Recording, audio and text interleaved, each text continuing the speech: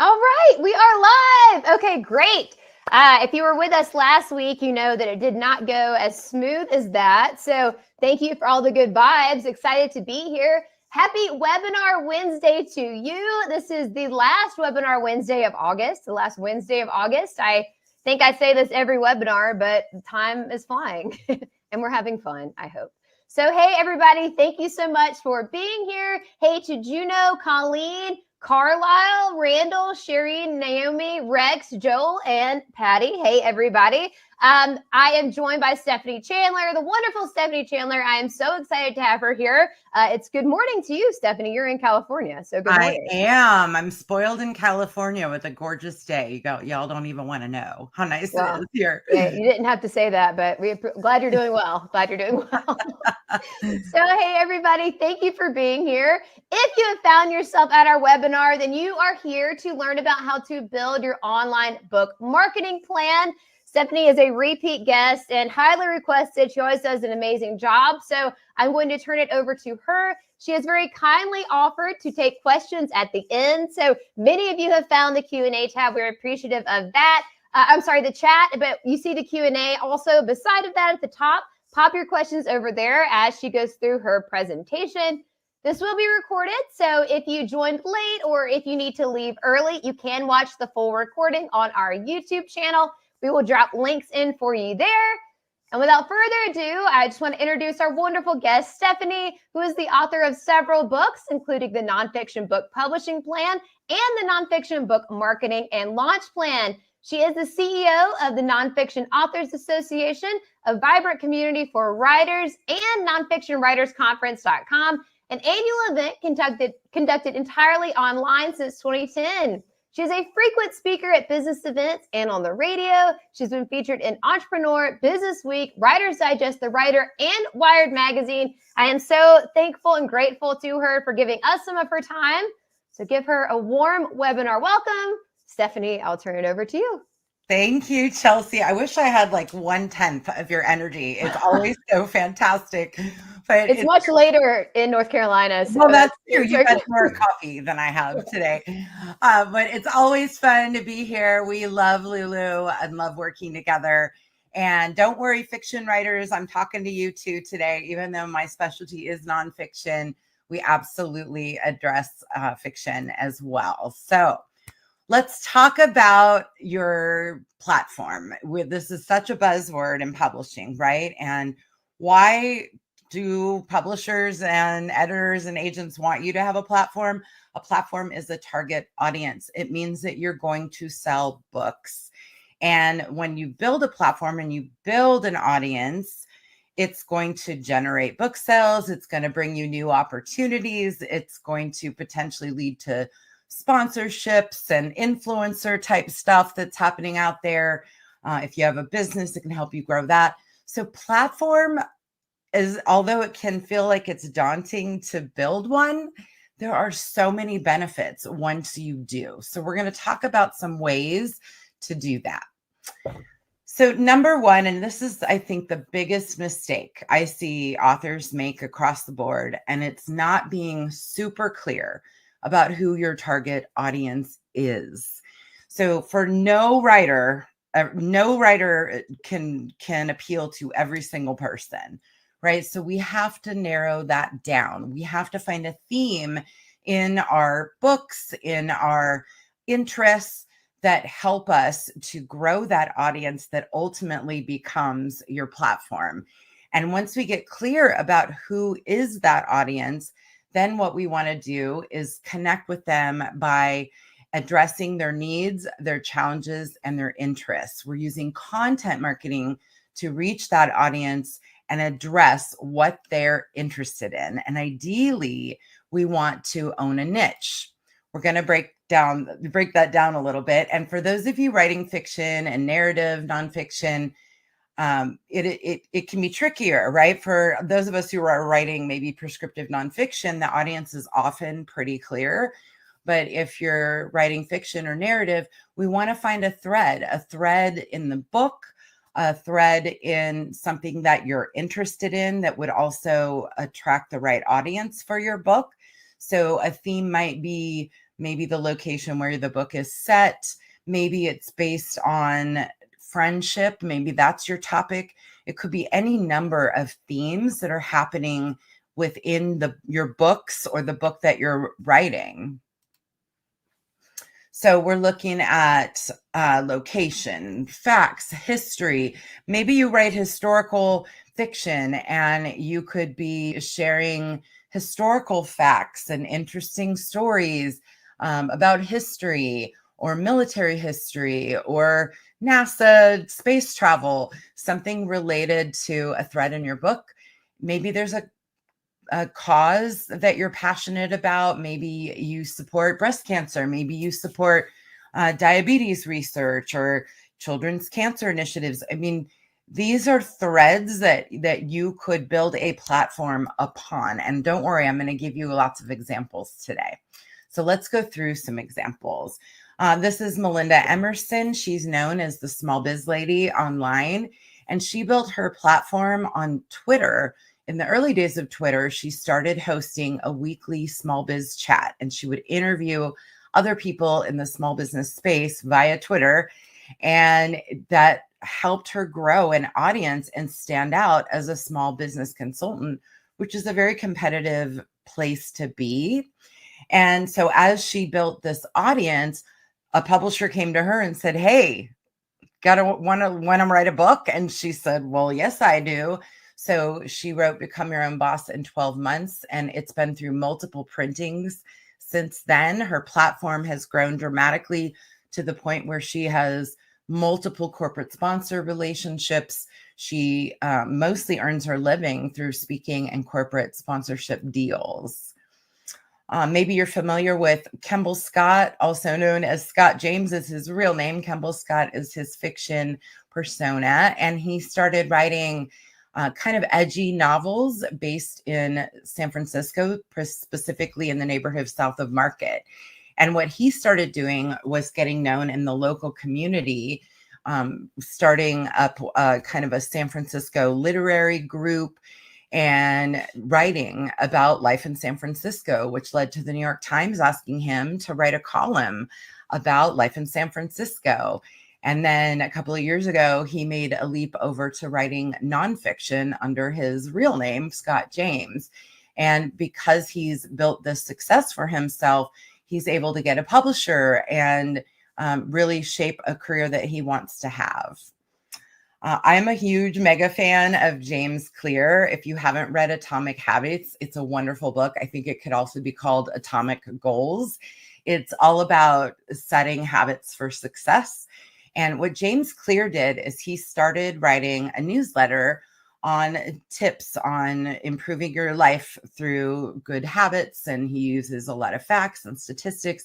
His email list has grown to over 1 million subscribers. Now imagine what happens when you have an email list like that and you want to get a book deal.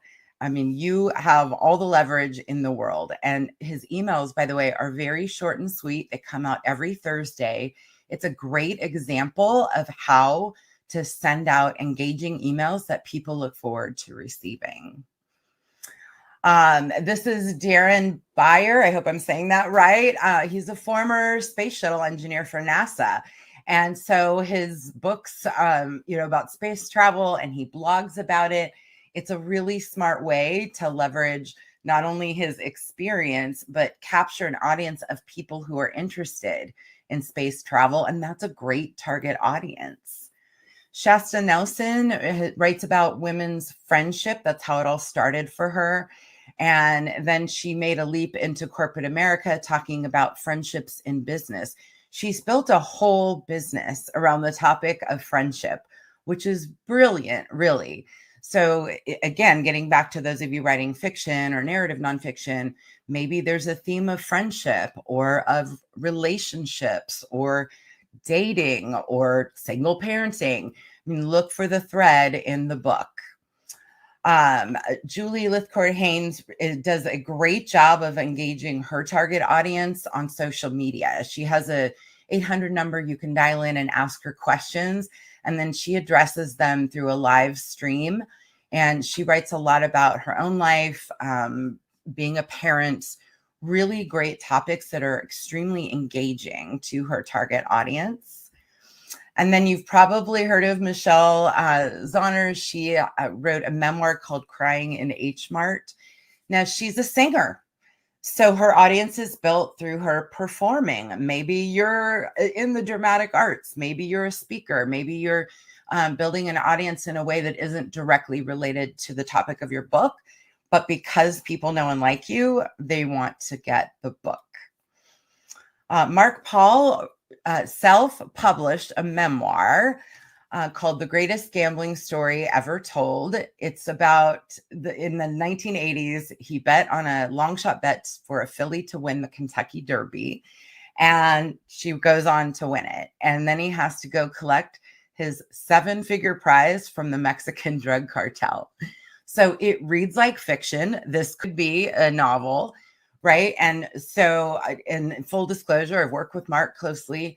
But when he called me 4 or so years ago, he said, I don't have a platform and I don't want to build one.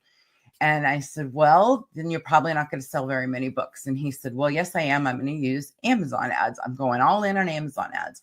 Well, think about this. He's written a book that has appeal in multiple categories. So it has appeal with horse lovers. It has appeal with gamblers, sports enthusiasts. So he had the benefit of a book that fits into multiple categories and reaches multiple target audiences. He went all in on Amazon ads. It has now sold 55,000 copies and has been optioned for film. And it's a self-published book. How inspiring is that? Hal Elrod is a keynote speaker. He survived a head-on crash with a drunk driver 20 some odd years ago. And he's a keynote speaker. So he goes out and he gives motivational talks. He started doing that within kind of the MLM space, speaking for groups like Cutco and Mary Kay and those types of groups. And he's a great speaker. He's really engaging. So over a good 10 or 15 year time frame, he's out speaking and he's building an audience, but he doesn't have a book yet. So finally, he writes this kind of hybrid memoir slash prescriptive memoir on how to reach your goals by getting up super early. And he has over 33,000 reviews on that book. How many of us would love to have that? All because he built an audience over a long span of time prior to getting his book done. This book is self-published also. And because people know and like him, they're interested in his book and his story. All right. So what do these folks have in common? All these success stories. Primarily, it's all about the content. It's about the content that they're using to engage their target audience. They know who their audience is, and they are engaging them through forms of content. So when you're thinking about your target audience and how you can connect with them, think about what needs need to be filled. So in my own example, I've been speaking at writers' conferences for the past 20 years. And I would be at these events and I'd be thinking, why isn't anybody talking to nonfiction writers? I'm sure many of you have been to writers' conferences and events. They're very fiction centric, which is great. But there's a segment of us that write nonfiction. So I saw a need and I developed a conference for nonfiction writers and ultimately a community for nonfiction writers because it was a niche that wasn't being served. So can you find a niche that is underserved? And then think about, who do you want to be your audience? Maybe you have a background in medical and you would really like to help people with health challenges. Again, it doesn't have to be directly related to your book, but it has to reach people who will be interested in your book. And who do you not want to work with? I know very little about poetry, so that's not an ideal target audience for me, right? So get clear about who you want to work with, who you don't want to work with, and who will identify with what you're writing, who will be most interested. I don't read military history. I don't read about space travel or historical romances. I'm not the target audience for those topics, but I love memoir. I love business books. So I should be part of one of those audiences. I hope this is making good sense. So If you did nothing else from our session today, here's what I hope you'll leave with. We all should have at least one piece of foundational content, and that is either a blog, a podcast, or a video channel. Now, it could be a combination of these, but please have at least one and have it hosted on your website. So obviously a blog is written post that's on your website. A podcast is episodes that also get added to your website. A YouTube channel, those videos can be embedded in your website. Why do we want things to be on our websites? Because we want our traffic coming there. Look, social media is great, but it is rented real estate. We want to bring our readers to our websites. We had a Twitter account that magically evaporated 3 or 4 years ago. We hadn't violated any terms. We lost 50,000 followers overnight. It was devastating. So beware of setting up your entire community on social media. It should be in addition to whatever you're doing to bring people to your website. And then we take that content and we share it through social media and through our email marketing, which is also super important. So email marketing to me is one of the most essential assets you can have. It is not rented real estate. An email list is something that you own, that nobody can take away from you. You rent the platform that you use to send out your emails, like a MailChimp or Constant Contact or whatever you're using, but you own the data, the contact list, plus people have given you permission to connect with them. That is powerful. And then of course, social media, my philosophy with that is pick 1 or 2 networks and do those really well. You don't need to be on all of them, but we want to be sharing the content we're creating on our own websites to drive people back to the site. I also am a big advocate of speaking. So speakers sell books. It is a well-known fact. There's online events like we're doing right now. There's writing guest posts for industry publications, blogs, magazines, all of those things. So the point here, and I hope I'm hammering this home, is that we're creating content for a specific audience. It's not just random acts of content marketing. It's not just telling people where you went on vacation and what you had for breakfast. It is serving their interests, needs, and challenges with something of interest to them. So this is Liz Abbas. She is in the process of writing a memoir about her brother's addiction. He died about 25 years ago from a drug overdose. And over the years, she realized she had some codependency tendencies. And so her memoir is going to have a strong theme around addiction and codependency. So she built a website and started blogging about these topics and sharing them on social media. She's got a newsletter. It's short and sweet. It comes out every 2 weeks. And she does a Dear Liz column. So people write in and ask a question. You know, my family member is going to be at this party. How do I handle it if they're drinking? And so she answers these questions. Well, what's happened is that because she's built this audience, and she's, by the way, bringing her newsletter subscribers back to her site to read the answers, she has landed a book deal.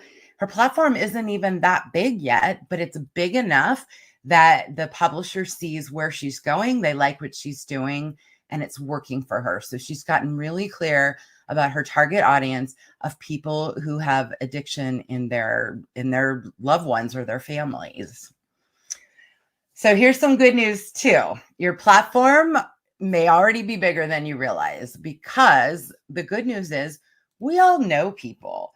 You know, if you've been on this earth for a few decades or more, you know people. And this means people you went to school with, coworkers, neighbors, people that you played soccer with when you were a kid, or people who were on your kids' soccer team, right? So think about all the people that you know and how they could potentially support you. People who know and like you want to support you. They want to be your advocates. I mean, you know, if you contact a neighbor you haven't talked to in a few years because you moved away and let them know you wrote a book, don't you think they're going to want to support you if you had a friendly relationship? So think about your community. Who do you know? I do this exercise every time I release a book. I literally spend a whole day making a spreadsheet of who I know. This includes my email list. I look through that. I look through my social media followers. I look through my archived emails. A lot of times I forget, other publishing industry folks that I haven't connected with in a while. I look at the people I've done interviews with or people that I've interviewed. All of these people can potentially help support my book in some way or another. So they're going to do things like publish an excerpt on their website. Maybe it's as simple as buy the book and write a review on Amazon, which, as we all know, reviews are important. That's valuable. They might have a blog where you can write it on their blog. Maybe they run a podcast. Maybe they have a way they could bring you in to speak at the company where they work, or they have a way to order 50 or 100 copies of your book and then share it with their clients, right? So think about who you know, spend time in this exercise. I create a spreadsheet with their names, and then I have a column called Ask. What is it exactly I'm going to ask each of these people to do? All right, beta readers and launch teams. I love this as a strategy. So beta readers are people that you give early access to your manuscript. And there's a number of reasons you may want to do this. A lot of writers like to get editorial feedback. Tell me what you think. Maybe you want people to critique it. Maybe you want them to simply look for typos and spelling errors. Maybe you want them to give you feedback and let you know how they feel about it. So that's one of the many ways that beta readers can benefit you. Another way is that you're giving people early access so that when the book comes out, they are your cheerleading squad. They're the ones out there telling other people about it. They're also sharing on social media. They're posting the reviews. They're buying the copies to send to friends. So they're your word of mouth. They become your launch team, the people that are cheering you on. So this is the primary reason I like to work with beta readers, is so that I have kind of a support community helping cheer the book on. I don't necessarily like a lot of editorial feedback, but lots of writers do. So it's perfectly fine either way. But basically, you want to look to who do you know or who would make great readers for your early manuscript and ask them to join you. Now, how many should you have? That's really up to you. Stephen King says he has exactly one reader he shares his manuscripts with, and it's a personal friend he trusts. When I did my beta reader launch for my previous book, I decided I wanted 100 beta readers because I wanted 100 people on the ground helping to spread the word. And I put out an application. I definitely recommend that you create an application and capture their information, make sure they're real people. I announced it on social media and in my email list. I ended up getting 401 applications, and I kept 400 on the beta launch team. So why would I give that away to so many people? Because those are my supporters. Those are my early supporters. Beta readers often feel like it's an honor to get early access to somebody's manuscript. So they can find that to be a really valuable experience to be part of. And I wanted the more people, the merrier, sharing the news about my launch.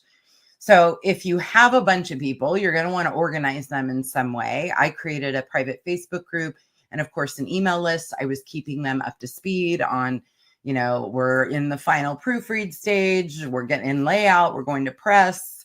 I created pre-written posts and social media images for them to share and, just show them a lot of gratitude. One thing that really surprised me in this process was how supportive they were when the book came out. Even though they had all read it for free, many of them went and bought the book. They didn't have to do that. So I was really touched by how much people wanted to show support.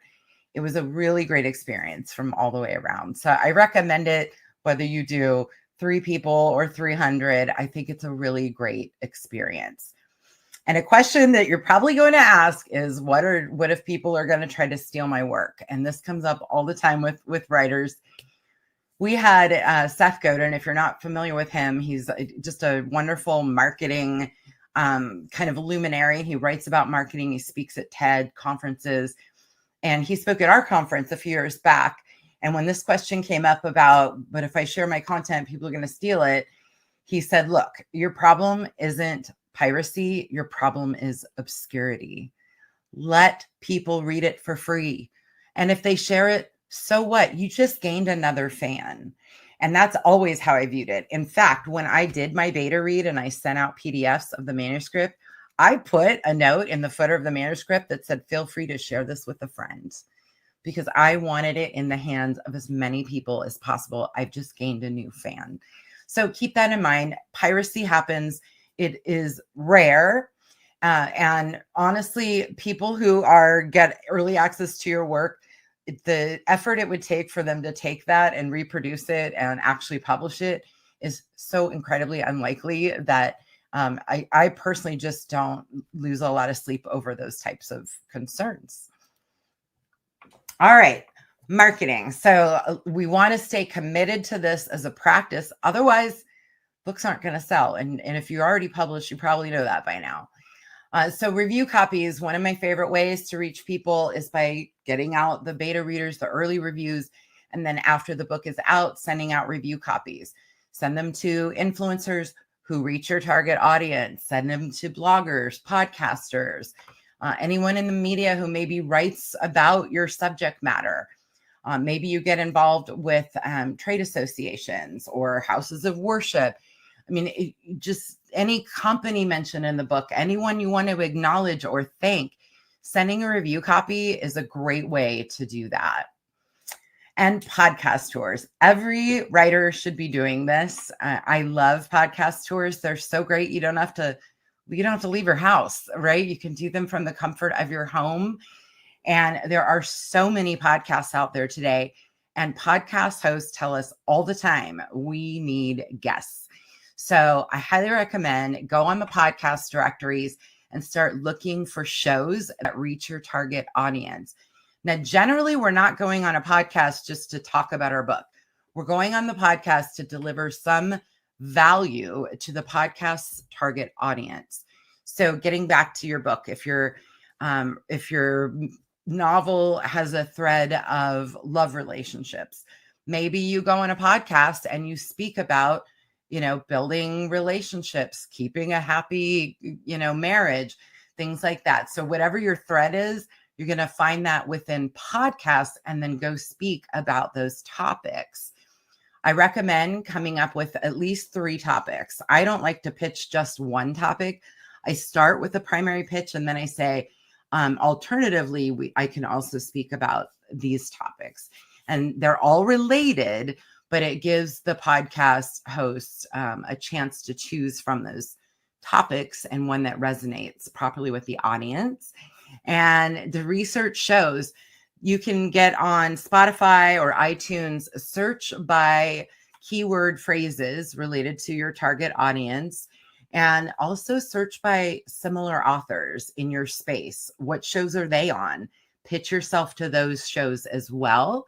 And then just plan to deliver value, be of service to your audience, which is what I hope I'm doing for you right now, right? Setting that example. You do need some good equipment when you're going to do podcast interviews. I'm talking to you on a Blue Yeti microphone. I love my microphone. You might have a headset or earbuds, video camera. If you have an older laptop, your camera might not be as high resolution as it could be. So Logitech is a great, reliable camera. I'm speaking to you on a Logitech camera that's on a kind of a rotating arm. I forget what they call gooseneck tripod, so that I could elevate it and talk to you at eye level and not be looking down at you, right? So these are details you want to think about. I have good lighting in this room. So it's literally a box light that came from Amazon for like $40. So these are things to think about to be ready to look like a pro when you're online. All right, social media. I mentioned that you should leverage it, but not put all your eggs in the social media basket. But here's an underutilized opportunity for authors: groups, social media groups. Maybe your book has a theme of cats, right? You have a star in your book that's a cat, or maybe it's about helping aging cats. Whatever it is, there are groups related to cat lovers on Facebook. There are groups related to quilting, to friendship, to spiritual topics. You name it, there are groups. I happen to be a widow. I've been involved in a number of widows groups on Facebook for years. Imagine if I ever actually wrote a book related to my experience. I haven't done it yet. I think about it. But imagine if I did. And I've been an active participant in these groups for years. I could reach out to the admin and say, hey, can I do a book giveaway? Hey, can I put out a call for interviews? Hey, can I let people know that the book is coming out? Can we do a reading? Can we, any number of things. So look for groups where your target audience is spending time. And if it doesn't exist, or even better, start your own. So you want to locate those groups and join. We don't go in and just talk about our books. We're never, ever spamming groups or people of any kind. We want to get in there and be part of the community and provide value. And I said earlier, speakers sell books. If you're not doing this yet, I hope you will consider it. And if you're not comfortable yet with speaking, join a Toastmasters group. They're all over the world. And it's a great way to practice your speaking skills and get comfortable with it. I never set out to be a speaker. I started being asked to speak, and I thought, oh, well, I guess I better get better at this. So it's a valuable way to sell your books. And you can speak every day of the week if you want to in your own backyard, because think about trade associations have monthly meetings. They have annual conferences. I've locally in the Sacramento area, I have spoken to so many associations. I've spoken to the architects, to the life coaches, to you name it. I have spoken there, the speakers associations, consulting organizations. So I have spoken there, and I will continue to do that. And I've spoken at conferences around the world because it is such a great opportunity to reach my target audience. Chambers of commerce, any kind of service group. If you're just getting started, Rotary and Kiwanis, they love speakers, and they meet weekly generally. So they're constantly looking for guest speakers. And these are opportunities that you can create for yourself and get out there and start connecting with potential readers. And then, of course, there's online speaking. I absolutely love webinars. I think this is the one good thing that came out of the pandemic, is people finally accepted and adopted webinars into their lives. We'd been doing them and running online events for years prior to that. So we were well prepared, but I think this is a great opportunity, especially if you have young kids at home, or maybe you can't travel. You can do online events and pitch yourself to do webinars, apply. A lot of organizations are looking for speakers to do these things. I was asked recently to speak at an event that was about 4 hours from where I live. And it was a smaller group. I really didn't want to spend a whole day traveling there and back. And I said, well, what if we did a webinar instead?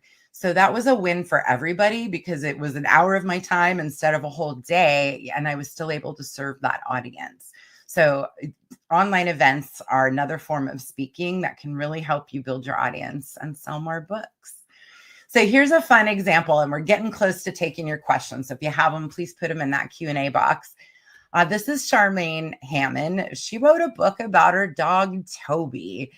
This is such a cool story. So she decided to put herself on tour, and she called it her Million Acts of Kindness tour. That was her thread. It was all about spreading kindness. She went to a local RV dealer and got them to sponsor and give her an RV to drive around for a month. She had it wrapped with the tour information, and then she contacted her community of influence, everyone she knew in all the places she was going to visit, and said, hey, can you help me set up a speaking event? So she would show up and she said she talked in pet stores, corporate conference rooms, libraries. She spoke anywhere that would have her about million acts of kindness. She traveled 10,000 miles. She had over 40 sponsors. Now that takes some effort. She was calling people, asking for donations, and promoting the sponsors on her actual RV and at her events. But she said she had sponsors of things like even the coffee beans they had on the road, dog poop bags, dog, theme there. So all the things, she had hotels, so she didn't have to sleep in the RV the entire time. And she spoke anywhere that would have her, sold hundreds, maybe even thousands of books during this tour. It was wildly successful. And doesn't that sound like fun? I think that would be a lot of fun. So getting back to the core message here, it is all about serving your audience. Who are they? And how can you deliver value to them so that they then want to support you and want to buy your book and want to be part of your community? Now, I know this sounds like a lot of work. I hear this from authors all the time. I don't want to do the marketing. It's so much work. It is work. I wish I could tell you there was a shortcut. There isn't. But if you don't want to do the work, then that's okay too. You can just decide that I'd rather be a writer and accept the fact that you're not going to sell a lot of books. You're still creating a legacy. There's still a lot of benefits. You're living your goals. You're tapping into your creativity. There's good things about writing books beyond marketing and reaching lots of people. But if you do want to reach lots of people, you really do need to commit to some marketing. One way that can be really helpful if you have any kind of a budget is to hire what we call a virtual assistant. These are remote administrative professionals that you can hire them for as few as 5 hours a month to help you do things like help manage your social media, send out your pitches for you, research podcasts. They can help do a lot of the tasks that either you don't want to do or you're procrastinating about. I mean, there are assistants in other countries. There are, you can pay anywhere from $10 to $80 an hour, depending on the skill set. And if you have no budget, maybe look at interns at the college near you. Those are an option too. And depending on where you live, you can bring in interns for free. In California, we do have to pay our interns. Although I did have an intern for a summer, and it was one of the coolest experiences ever. She was so savvy with online stuff. I was happy to pay her for the work she did. So any way that you can hire help and get those tasks handled frees you up to do more of the things that you want to do, like writing or speaking or being on podcasts. And these are all directories where you can hire assistants. And then I want to leave you with this. So, for years, I absolutely hated gardening. I did it every year because I really like having a beautiful backyard. I spent a lot of time in my yard, but I kind of begrudgingly did the gardening. I don't like dirt. I don't like heat, all the things, but I do like flowers and I like beauty. And many of you probably feel that way about marketing. You don't love it, but it's a means to an end. It's something that you do, right? Because you want the end result. And I'll ask you this, what would happen if you went out in your garden every day and you watered 3 seeds? Over time, that effort builds and you start to have this beautiful garden. Marketing works much the same way. So my challenge to you is to plant 3 seeds every day. That could be writing a blog post, researching a podcast, sending out a pitch, mailing out 3 review copies. Plant and water 3 seeds every day. And I promise you, over time, that starts to really pay off. All right. Woo, we did it. I would love to take questions. I hope I didn't completely overwhelm you with all of that, because I know I went through it quickly, but I always like to save time for questions. Chelsea, how'd we do there? Great. Yeah, I loved having you on. It's just so much practical information and helpful. And then you also make it very positive. So it doesn't feel overwhelming when you just have to plant and water 3 seeds a day. That's very, I think, doable. I was listening to something this morning and the person was like, consistency is better than perfection. If you can show up regularly, then like you said, over time it will build. So everybody drop your questions for Stephanie in the Q&A tab.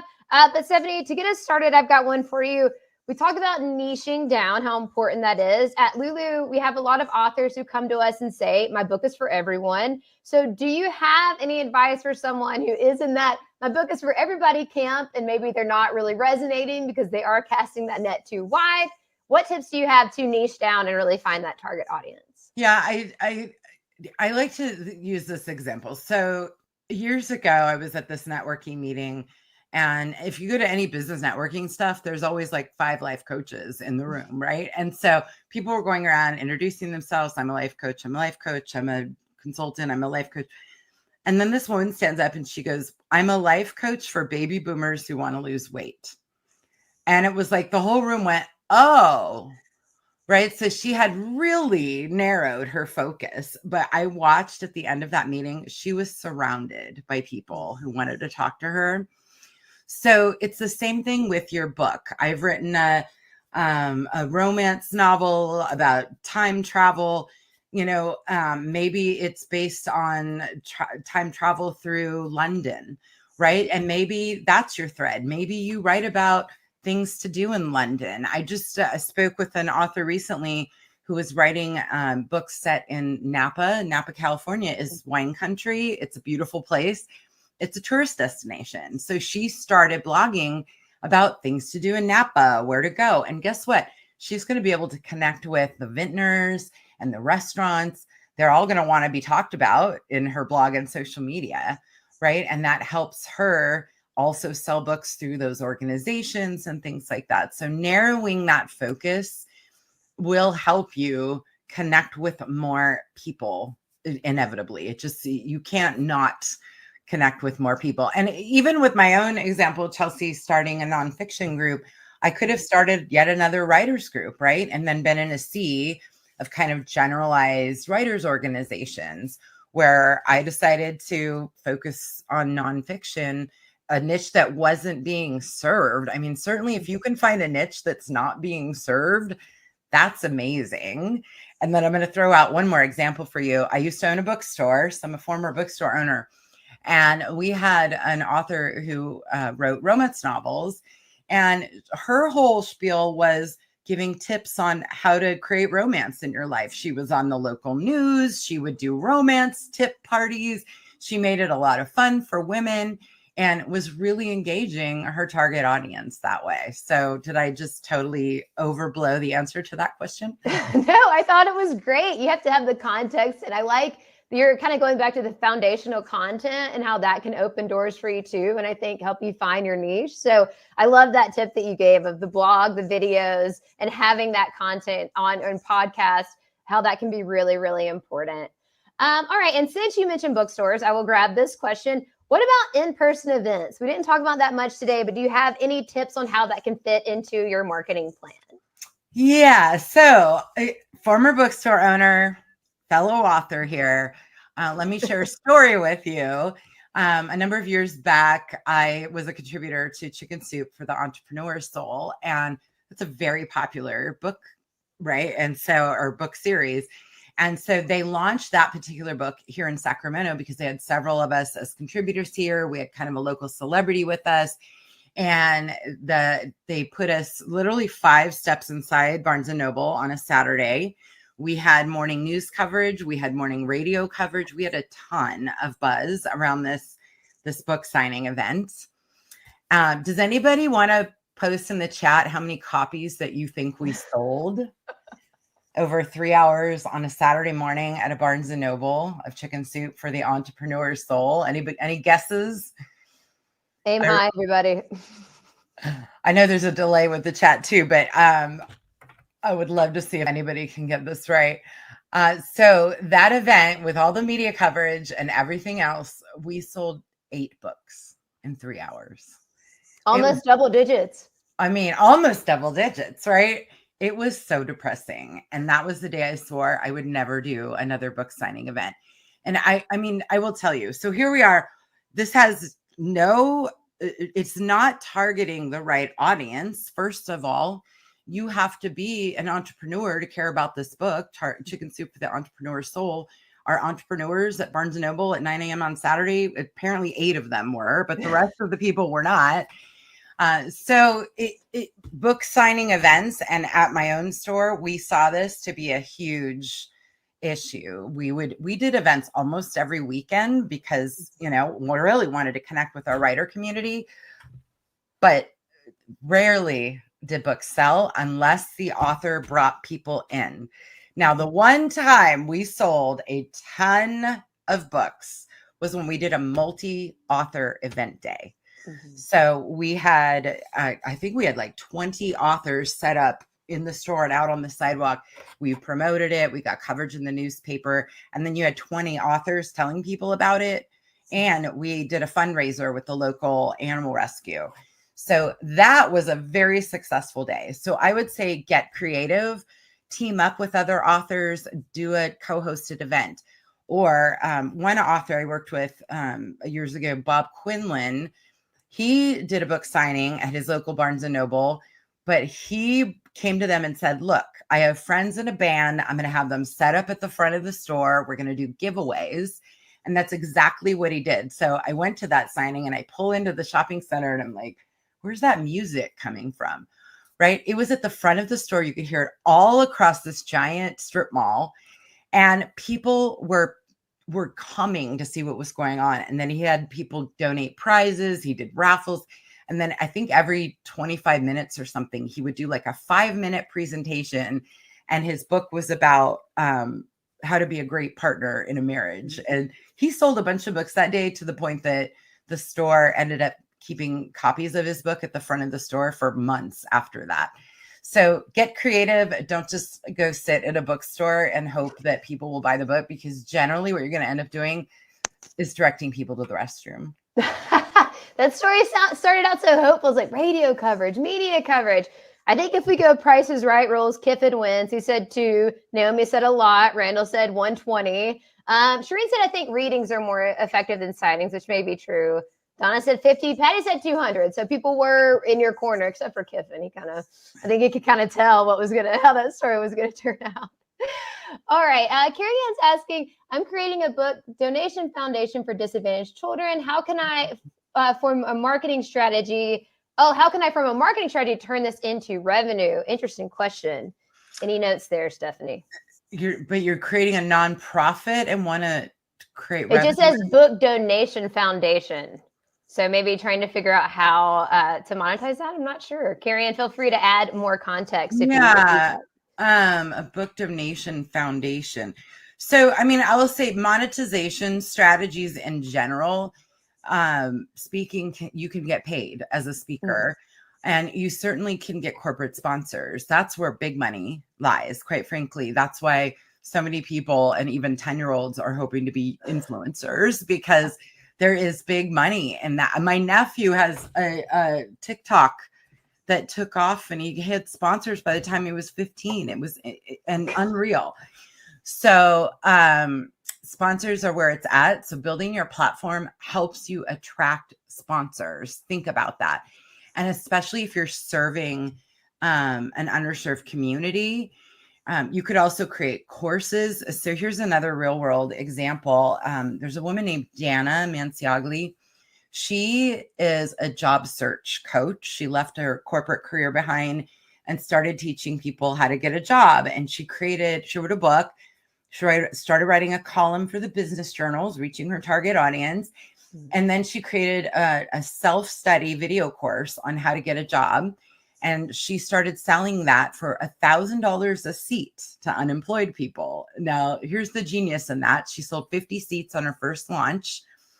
But then she went to corporations and said, you know what? You you support causes for veterans, which is her favorite cause. Mm-hmm. So she created a custom course for veterans coming out of service back into civilian life on how to get a civilian job. And she got corporations to sponsor seats in that course at a discounted rate of $600 a seat. That is genius. Get creative. I mean, I feel like that's kind of what it keeps coming back to is when you keep thinking about that. And you mentioned speaking, and I did see a question. Arlen Barnett is asking, do you have a guideline in terms of what to charge for a speaking engagement, let's say at a college or something like that? Great question. So, speaking engagements, when you're coming on the scene new, keep in mind that you can always negotiate down, but you can't negotiate up. And I will tell you that companies, colleges, they expect to pay speakers. Now, the college market is not as lucrative as the corporate market, but you could probably easily ask for $3,500 at a college campus. And especially as you gain more experience and you have a bigger speaking resume, you can inch those rates up. And if you quote 3,500 and they say, oh, we can't, that's beyond our budget, then say, what is your budget? Right? And maybe it's 2,500, but you have a friend there that you can, cover your travel and it's worth it to you, and they'll let you sell books at the end of it. Or maybe they have a separate budget for educational materials, and you can make up that $1,000 with them pre-buying copies of your book. A lot of times, organizations have separate budgets for the speaker and educational materials. So that's a great way to bundle in your books. But here's the other thing about speaking. When you're speaking for corporations, large nonprofits, they expect to pay upwards of 3,500. That's the very low end, right? Mm-hmm. So $5,000, $10,000 for keynote speeches is very common, and they cover your travel expenses. But in order to work your way up to those, you have to be a really great seasoned speaker. You have to have video of you speaking on your website. So you can absolutely make a lot of money as a speaker, but it does take some time to build that. And an organization I'll recommend that you check out is the National Speakers Association. They have chapters all over the country, and it's a great place to connect with other speakers and learn about that business. Perfect. That's great insight. And thank you for that question. All right. Rex is saying, my story takes place in Ware, Minnesota. Should I contact their Chamber of Commerce? Heck yeah. Heck yeah. And you know what? Also, even like the gas station might sell copies of your book. Anything you can connect with locally. The local Walgreens might sell copies of your book, right? So, or help you host a book event at a popular local restaurant. I've seen authors do that, and tie it in with something. Do it at trivia night about the town. Get creative with these events, but absolutely, if it's set in the city where you live, connect with those people. We have a local fiction writer here in Sacramento named Cindy Sample. And she actually retired from her job to write mystery novels full time. And they're all set in the local communities in Sacramento and up in Lake Tahoe. So everyone knows her. She speaks at all the events. And by the way, one of her primary speaking topics is how to create your next act when you retire, because she went on and created something that she's very passionate about doing. So does that relate directly to her book? No. But people love her and they buy her books, and they're set locally, and these are local residents, right? So she's done really well with that. Yeah. And I love when you mention when you go on podcasts or you do these interviews or speaking engagements, you're not just talking about your book, you're becoming a subject matter expert of a thread from your book, which I think is so important. I mean, you obviously want to plug your book, and that's great, but the leverage that your book gives you to kind of talk about these other things and become an expert in them, I think is almost more valuable. All right. Jen is saying, this is an interesting question. Do you have any suggestions on how to do things differently if the book is written by a 13-year-old? Well, you said your nephew is a 15-year-old with sponsors, so get on TikTok. No, I have worked with a few kid authors over the years. It's tricky because it's going to depend on how much visibility you want them to have. But it's still about whatever the thread is from the book. And they can do a lot of the things we're talking about. Kids can do podcasts. I mean, that would be really interesting to interview a kid on a podcast, especially a kid who's written a book. And I will also say, getting back to local opportunities, I bet local media would love to interview the 13-year-old. That's a great morning news segment. It's a warm and fuzzy, that kind of thing. Local radio could be speaking at schools, right? School events. My son, who's a high school graduate now, but throughout his years in school, at least once a year, he was coming home with a flyer from an author who spoke at the school. They did that a lot there. So I think you could find all kinds of activities based on everything we talked about today. Yeah, I definitely agree with that. And so Carrie Ann is asking, how do you go about finding sponsors? And I know that you kind of talked about when you're pitching to podcasts, giving them multiple opportunities or making sure you understand their audience. But if you are approaching sponsors, what's the best way to kind of get them to give you the green light or sign on to your project? So sponsors want access to your audience. So first of all, you need to bring the audience, right? And then you want to work with sponsors who are interested in reaching that audience. So let's say your theme is women's health, right? So what companies are interested or serve the women's health market? Maybe it's Dove soap, maybe it's Oil of Olay, maybe it's some women's vitamin company. I've worked with Jenny Levine Fink. She runs a website called Good For You Gluten Free, and she's basically blogged about her journey having to go gluten free, having celiac, and it's not fun. It's a really hard journey, and so she blogged about that. And sponsors started coming to her and saying, "Hey, we have gluten free chips, we have gluten free bread," and so they pay her to try out their products and share them with her audience. So it's all about the audience. Everything we do as authors is all about the audience. And then sponsors will want to reach that audience once you've started building them. Yes, great point. All right. And thank you for that question. I will do a last call for questions since we're at the end of the hour. But Stephanie, tell us about Nonfiction Authors Association. What's going on? What's coming up next for y'all? Thanks, Chelsea. Yeah, we are a fun community with all kinds of resources. There's free resources on the blog. We have memberships, of course, and then I'm really proud of our course catalog. We have master courses in publishing, in marketing, in publicity. I lead a professional speaking course that actually starts next week. So if you're attending this live, I said next week, it starts tomorrow. I'm so sorry. So if you want to join us, get in. you still can. We have several dozen registered. I'm so excited. It's a really high number for this time of year. So we do lots of courses. We give away free reports, and then we have our annual Nonfiction Writers Conference every May. That's a 3-day event that is held entirely online live. We've had Cheryl Strayed, Anna Quinlan, Don Miguel Ruiz, Martha Beck. We've had some phenomenal speakers. So I'd love to see you there. If you're interested, it's nonfictionauthorsassociation.com.